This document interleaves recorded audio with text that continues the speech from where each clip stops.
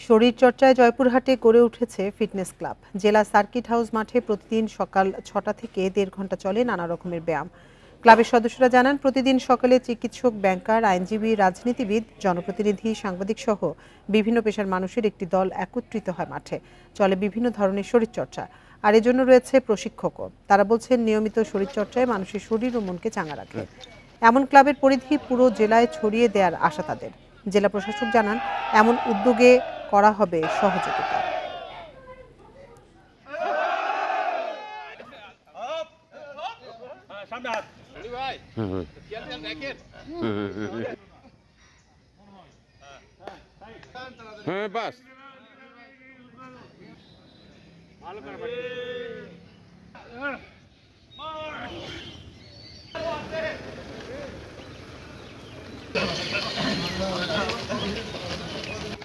জেলা কালেক্টরেট চত্বরে একত্রিত হয়ে আমরা কিছুক্ষণ এক্সারসাইজে সময় কাটাই।